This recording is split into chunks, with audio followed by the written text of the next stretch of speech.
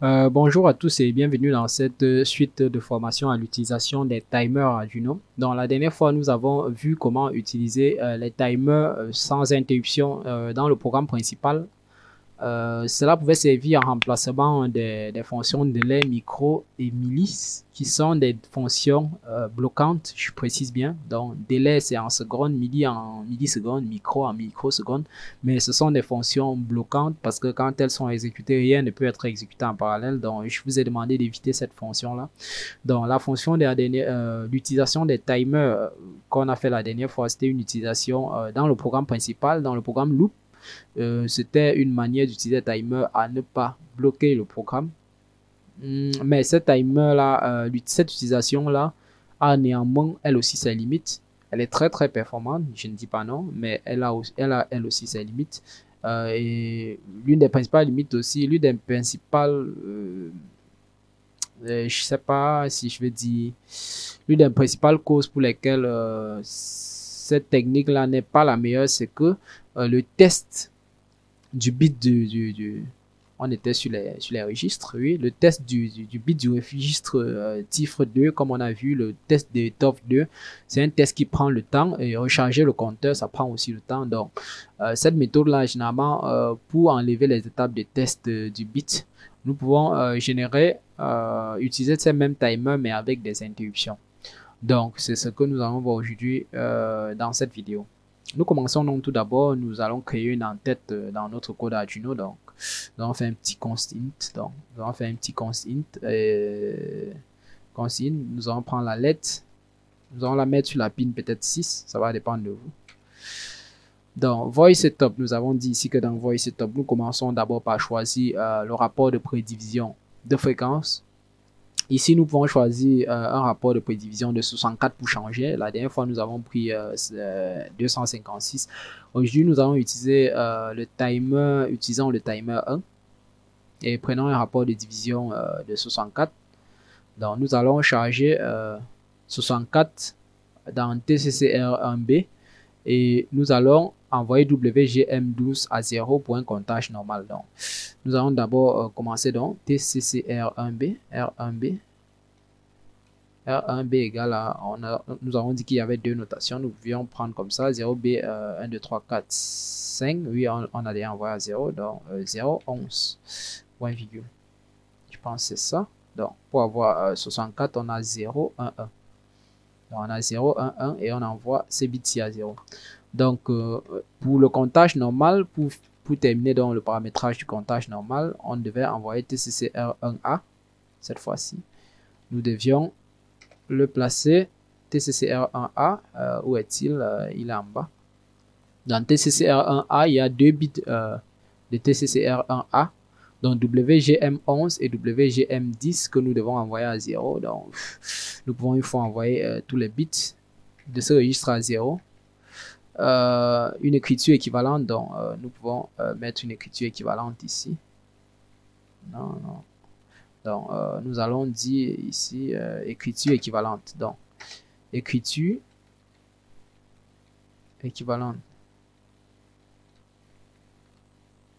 Donc, l'écriture équivalente serait de faire un... Donc, on va d'abord enlever ça, ça nous gêne.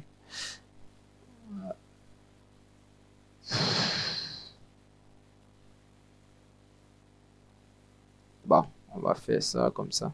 Donc, oui, l'écriture équivalente serait de faire un bit clear. Quel bit est-ce que nous allons mettre à 0? Celui-ci, ces deux bits-ci. Ces deux bits-ci, ce sont des bits de TCCR 1. Nous sommes sur timer 1. TCCR 1A et 1B. Donc, 1B, c'est CS12 que nous allons mettre à 0 et WGM12 que nous allons mettre à 0. Ça, c'est pour le TCCR1B. Donc, bit clair... nous allons prendre ça comme ça, non? Clair, TCCR1B. Oui. Nous allons mettre WGM. TCCR1B, WGM13 et WGM12. Oui, nous allons les mettre à 0. WGM13 point virgule.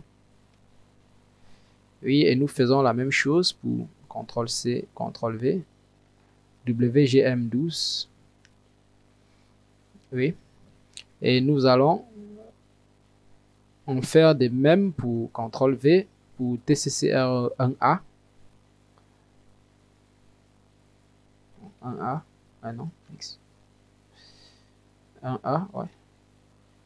Que nous allons, 1A, ça sera WGM11 et WGM10. Donc, WGM11. Vous voyez que c'est par ordre CTRL-V, WGM10. Et là, nous mettons 1A. Important de ne pas se tromper. Donc, écriture équivalente, c'est même plutôt, c'est mieux cette fois-ci. Pour changer, nous allons compiler avec l'écriture non habituelle. Donc, là, en mot écriture, CTRL-X, CTRL-V, écriture équivalente, dans la écriture équivalente, nous enlevons ça.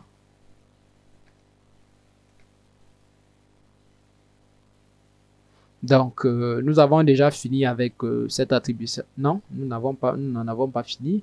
Il reste à activer ces deux bits-ci. Nous avons envoyé les deux bits du registre TCCR1A. Donc, cette fois-ci, maintenant, nous allons plutôt faire un bit 7. CTRL-C. CTRL-V, bit 7. On fait un bit 7 ici, Shift 7. Bit 7 de TCCR1B. Maintenant, c'est le bit. C'est les bits CS11, 8.1B, CS11 et CS10. Non. Donc, on a CS11. Et là, nous avons CTRL-C. CTRL-V, CS10. Donc, nous mettons ces deux bits à 1, ceux-ci à 0. CS10, CS11, CS12 également. Donc, CS12. CS12, nous le mettons à 0. Donc,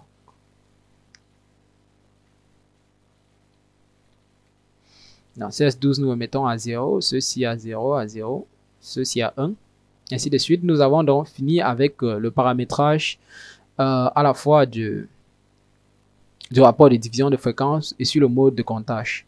Donc, ceci étant fait, cette fois-ci, nous allons regarder, nous allons affecter la valeur du registre TCNTX, qui est le registre qui définit à quelle valeur nous commençons à compter. Donc, nous allons revenir ici. Donc, nous allons mettre TCNTX. Bon, c'est pas un registre, c'est une variable. TCNT1, oui, c'est TCNT1. Donc, nous pouvons envoyer la variable dès que nous aurons la valeur. Nous allons faire le calcul tout à l'heure. Maintenant, vu que nous voulons déclarer une interruption, nous allons aller activer le bit qui déclenche les interruptions. Donc ici, on a dit, la dernière fois, nous avons utilisé plutôt la détection du drapeau parce que quand on finissait de compter, on détectait l'overflow. Le drapeau indiquait le débordement. Là, ce n'était pas une interruption, mais c'était une détection. Maintenant, les registres d'interruption sont les registres times K0, times SK1 et ainsi de suite pour le registre 2.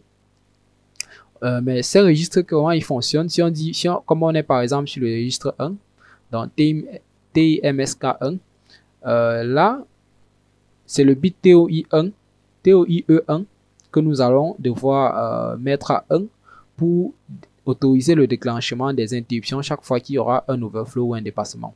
Donc, si nous voulons déclencher une interruption, nous devons d'abord mettre ce bit à 1 pour dire au microprocesseur que nous souhaitons avoir une interruption chaque fois qu'il y aura dépassement sur le comptage du registre timer 1. Donc, si le bit, qu'est-ce qu'on dit ici? Si le bit TOF est à 1, alors une interruption sera levée quand le timer X atteindra sa valeur maximale. Donc, pour avoir une interruption, comme je disais tantôt, il faudra que ce bit-ci soit 1. Donc, on dit si au bit taux est à 1, oui, alors une interruption, oui, un drapeau est levé en même temps que, oui. Donc, c'est un peu de ça qu'il s'agit. Donc, on dit ici, ça c'est pour les registres de comparaison, ainsi de suite, mais on n'a pas encore, la comparaison, ce ne sera pas pour ici, c'est pour une prochaine vidéo. Donc, ce qu'on doit faire, donc, c'est mettre le bit dans, de mettre le bit TOIE du timer TOIE 1 du timer 1 à 1 pour déclencher ainsi les interruptions. Donc, la dernière fois, c'était la même chose, mais avec les TOF. Vous voyez que c'était plutôt la détection des drapeaux. Ce n'est plus le cas ici. Donc, ce n'est plus la même chose ici. Donc, nous pouvons donc TI MSK 1, oui, c'était TI MSK 1.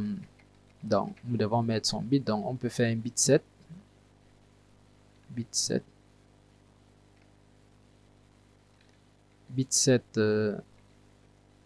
TI MSK 1. TOIE 1. Oui. Donc, on met ce bit là à 1.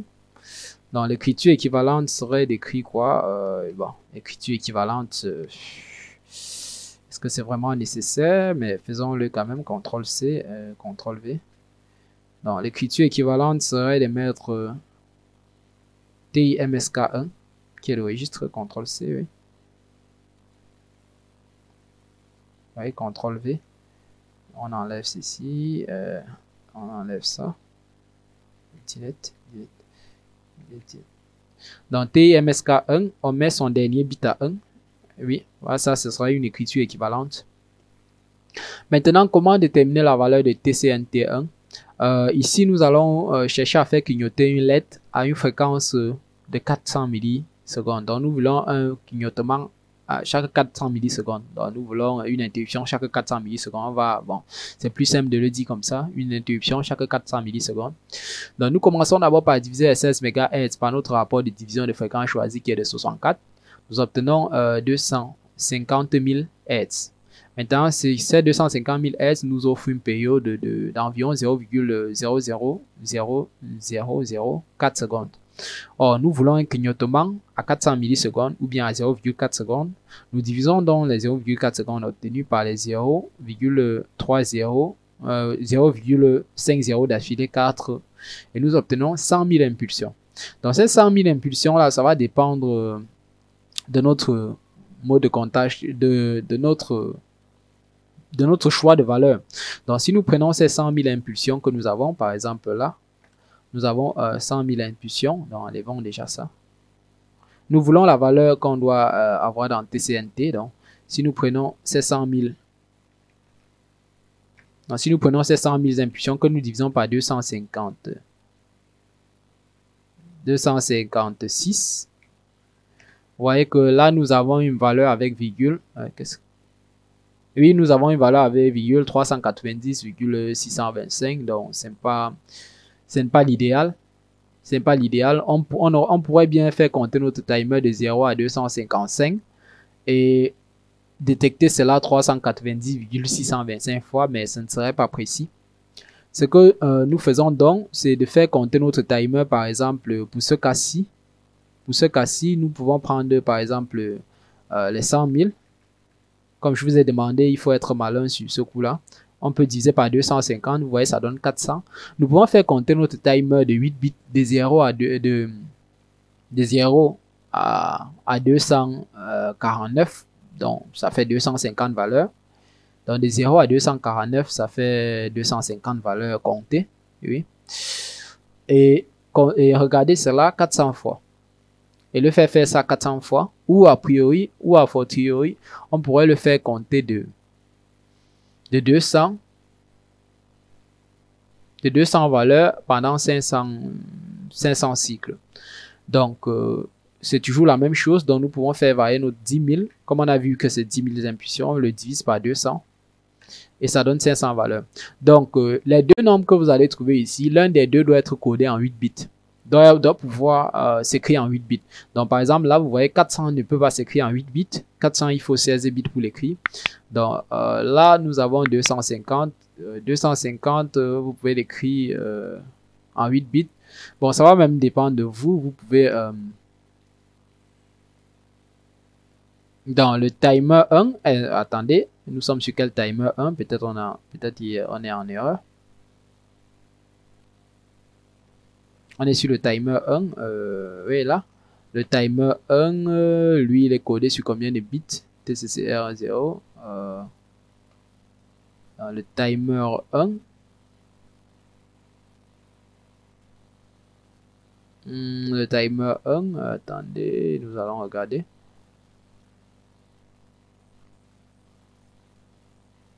Le timer 1 est codé sur 16 bits. Donc, en théorie, le timer 1 peut compter de 0 à 65 535. Donc, si là, nous avons 100 000 impulsions, en temps normal, le timer 1 est codé sur 16 bits. Donc, 2 exposant 16, c'est facile à calculer. Donc, ne soyez pas frustrés. Exposant. Non, c'est pas ça. 2 puissance 16, je pense que... fonction. Là. 2 x exposant 2 exposant 8, 16. Donc 2 exposant 16, vous voyez, ça fait 65 536. Donc, vous voyez que si on a 100 000 impulsions, donc là, c'est pas correct. Non. Donc, nous voulons la valeur de TCNT. Donc, si on a 100 000 impulsions, par exemple, là, donc vous voyez que on peut 100 000 impulsions. Donc, 100 000, si on divise par... Bon, si on divise par 65 536, 65 536, vous voyez, c'est pas sérieux, ça nous donne quelque chose de bizarre. Donc, on ne peut pas compter les 100 000 impulsions en un seul cycle machine. Ce qu'on va faire, vu que c'est le timer 2, nous pouvons prendre deux nombres aléatoires. Pourquoi pas? Nous pouvons prendre comme ces 100 000 impulsions. Nous pouvons même diviser ces 100 000 là par 2. Pourquoi pas? Ça donne 50 000 impulsions. Donc, nous pouvons dire que ces 100 000 là, nous pouvons dire que 100 000, oui, 100 000, c'est égal à 50 000 fois 2. Donc, or, le timer 2, le timer 1, nous sommes sur le timer 1, bien sûr. Le timer 1 peut compter de 0 à 65 535, je pense, oui. C'est ce que nous avons trouvé. Oui, si on fait encore 2 exposant 16. 2 exposant 16, oui. Donc, ça peut compter de 0 à 65 535 pour avoir les 65 536 valeurs.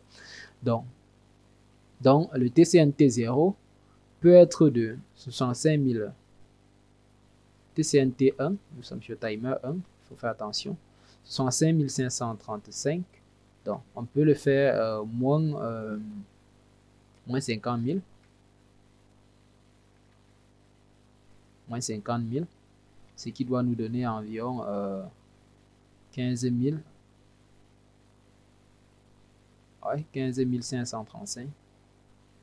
Non, là c'est 36 bien sûr, parce qu'on parle de 0.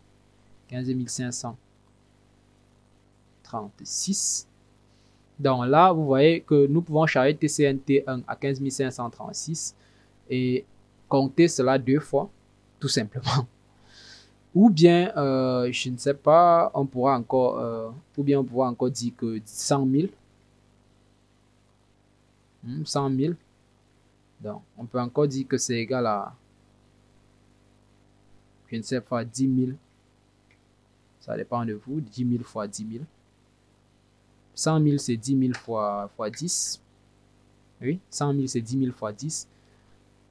Or, le timer 1 peut compter CTRL-C, CTRL-V. Donc, vous voyez vraiment, là maintenant, c'est votre esprit critique qui va faire toute la différence. Donc, vous pouvez choisir donc CTRL-C. Donc, mais évitez néanmoins les valeurs avec virgule, comme vous m'avez vu faire tout à l'heure, comme vous avez vu, je vous ai montré tout à l'heure. Donc, le timer 1 peut donc compter de 0 à 65 000. Donc, moins, ça sera moins cette fois-ci. Ça sera moins 10 000. Vous voyez là. Donc, là, on devra seulement dégraisser une seule chiffre. Donc, vous voyez là, nous pouvons faire ces deux cas de figure-ci. Nous pouvons compter de 55 536 jusqu'à 65 536 et compter cela et regarder cela 10 fois. Ou encore, nous pouvons faire le contraire. Nous pouvons compter de 15 536 à 65 536 et regarder cela 2 fois tout simplement. Dans le 1 sign int, je ne sais pas, ça va dépendre, peut-être 10, peut-être 1, ça va dépendre de vous, de la valeur, comme je vous ai dit. Donc voilà deux cas de figure. Donc voilà le premier cas de figure. Voici le premier cas de figure. Voilà le second cas de figure. Je vous mettrai ça en description de la vidéo. Donc là. Donc la valeur de comptage un sign in peut être de 10, peut être de 20. Donc cette fois-ci, si on revient maintenant dans notre programme, TCNT1, vous voyez que nous pouvons le prendre dans Alt-Tab. Si nous prenons par exemple ce cas de figure-ci, TCNT1 sera de 15 536, CTRL-C, Alt-Tab. Donc, il faut CTRL-V. 15 536. Maintenant, notre void loop, nous écrivons juste notre programme principal. Bon, n'a pas besoin. Maintenant, il y a les routines d'interruption. La routine d'interruption avec le microprocesseur Atmega 328P, c'est ISR. Donc, là, on taper là ISR, oui. Donc là, vous allez lire la notice du constructeur pour avoir les routines d'interruption. Mais cette fois-ci, comme nous sommes avec le timer 1, nous précisons d'abord timer. Nous sommes sur timer 1, oui. Underscore. Nous voulons détecter un overflow, donc un dépassement. Underscore encore, c'est une routine, donc c'est un vecteur d'interruption. Donc voilà la routine d'interruption dans ALGR4. C'est comme ça que s'écrit la routine d'interruption avec les microprocesseurs Atmega 328P. Donc, dans cette routine d'interruption, qu'est-ce qu'on fait d'abord? Nous replaçons d'abord le TCN. Donc, nous replaçons d'abord le TCN T2, TCN T1, autant pour moi, oui, TCN T1. Nous le remettons à sa valeur 15 636, CTRL-C, CTRL-V. 15 636, point virgule. Maintenant, nous pouvons placer une condition, donc if, par exemple, si le compteur plus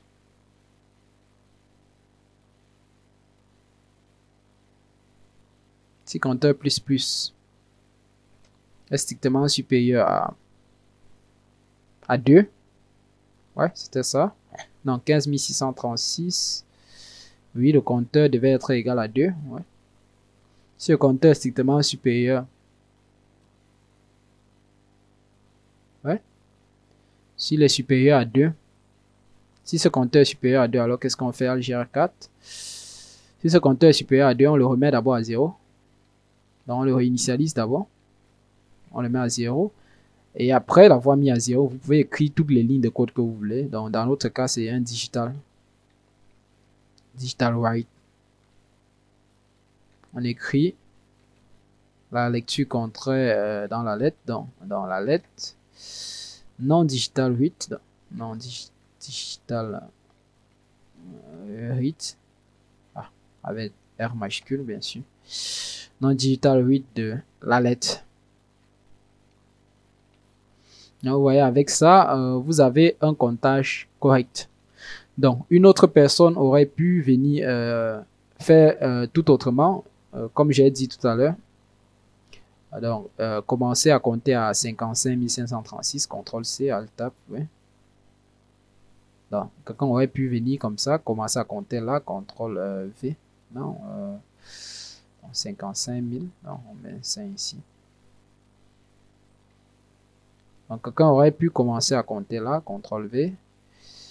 Et repartir plutôt si le compteur est supérieur ou égal strictement à 10. Le compteur partant, bien sûr, ici. Donc, on doit déclarer la variable compteur pour ne pas avoir une erreur. Compteur égale à 0. Et compteur, c'est un type de type. Bon, moi, je préfère mettre un sign int. C'est vrai, il consomme un peu d'espace, mais bon, c'est pas le plus urgent. Non, c'est pas le plus urgent. N'oublions pas le point virgule. Donc, avec ça, vous voyez, vous avez un programme complètement optimisé. L'avantage d'avoir ceci, c'est que la routine, vous n'avez plus besoin de guetter à chaque fois le flag, le drapeau. Vous n'avez pas besoin, ceci se fera en automatique. Donc, le microprocesseur lui-même va guetter le drapeau. Dès qu'il va détecter le drapeau, il va exécuter cette routine d'interruption-ci et à chaque fois, ce se fera en automatique en parallèle de votre programme principal. Donc, vous voyez, la dernière fois, notre écriture de timer était dans le programme principal, donc ce qui pourrait peut-être gêner certains, mais ça fonctionne très bien également. Donc, mais ici, c'est mieux. C'est plus lisible, c'est plus optimisé, on va dire. Donc, je pense qu'on n'a rien oublié. Donc, timescar, TOIE1, oui. Donc, là, si on compile, vous voyez, là, nous n'avons aucune erreur et cela fonctionne très bien comme ceci. Donc, ça, c'est, comme on a dit, la détection d'un timer avec les interruptions. Donc, l'utilisation d'un timer via les interruptions pour exécuter une action prédéfinie, spécifique. Donc là, nous avons vraiment pris des actions vraiment très rapides, les 400 millisecondes, 200 millisecondes. Vous pouvez bien exécuter une action qui s'exécute après 10 secondes. Il suffirait tout simplement, par exemple, là, nous sommes à 400 millisecondes, mais le compteur, vous voyez, il compte jusqu'à 10. Il compte ça 10 fois pour avoir 400 millisecondes. Ça va de soi que si on prend à 100 fois, nous serons environ à 4 secondes. Si on prend à 1000 fois, nous serons à 40 secondes. À 10 000 fois, nous serons à 4 fois 40 secondes, donc 400 secondes. Donc, vous voyez vraiment cette flexibilité dans la programmation. Vous pouvez déclencher une interruption après le temps que vous voulez. Bien sûr aussi, il faut faire attention, ce compteur-ci étant un unsigned int, il a une valeur maximale. Bon, c'est vrai que les unsigned int ont une valeur maximale de plusieurs milliards, mais il a une valeur maximale. Pour ceux qui utilisent par exemple le byte, donc là. Pour ceux qui utilisent par exemple le type byte, donc bit, donc quand il dit byte, c'est pas clair, peut-être le type bit. Je crois connaître que le type bit ou peut-être le type K, ce sont pas des types qui ont une très grande marge de manœuvre, donc pour économiser les données, c'est bon. Si par exemple, comme pour le programme précédent, nous avons vu une valeur qui comptait de 0 à, je sais pas, 200, peut-être 0 à 100, ou peut-être 0 à 25. Donc là, vous pouvez utiliser le type byte pour économiser de l'espace. Mais déjà, quand ça devient un peu important, vous pouvez utiliser les types int pour ne pas perdre vos données s'il y a un remplissement d'une variable, donc s'il y a dépassement d'une variable. Donc je pense que c'est tout. Donc vous voyez, ce mode d'écriture marche très bien comme ce mot-ci qu'on a testé dans une autre vidéo. Donc c'est vraiment à vous, de savoir vraiment ce que vous voulez. Donc là, la routine, il existe plusieurs routines. Donc là, c'est ISR Timer Overflow Vector. Donc ça, c'est une routine d'interruption pour le timer 1. Vous pouvez avoir une routine d'interruption pour le timer 2. Donc pour le timer 2, vous changez juste là, timer 2 overflow vector. Pour le timer 0, vous changez juste timer 0 overflow vector. Maintenant, non, là, remettons le timer 1. Donc là, ça c'est la routine d'interruption pour le timer, pour détecter l'overflow. Dans les prochaines vidéos, nous allons voir la routine d'interruption pour détecter, par exemple, la comparaison, comme on a dit tout à l'heure. Nous sommes en train de travailler en mode de comptage normal, donc on compte d'une valeur ou peut-être des zéros, donc soit des zéros, soit d'une valeur prédéfinie dans la variable TCNT1. Donc, nous comptons d'une valeur jusqu'à la valeur maximale du timer admissible par le timer et après nous déclarons l'overflow. Donc, ça, c'est un comptage normal. Donc, ça compte de cette valeur-ci jusqu'à la valeur maximale. Après, ça détecte l'overflow, ça tombe. Ça compte de cette valeur jusqu'à la valeur maximale, ça détecte l'overflow. Donc, c'est un peu de ça qu'il s'agit. Donc, vraiment, laissez-moi les questions en commentaire. Je suis là pour ça. Pour ceux qui ont compris, c'est très bien. Pour ceux qui n'ont pas compris, vraiment, laissez vos questions, vos préoccupations en commentaire. Pour ceux, si j'ai dit ou fait quelque chose qui n'est pas selon vous correct, dites-le moi en commentaire. Ça me ferait vraiment très plaisir d'apprendre. Nous sommes tous là pour apprendre. Et je vous dis à très bientôt.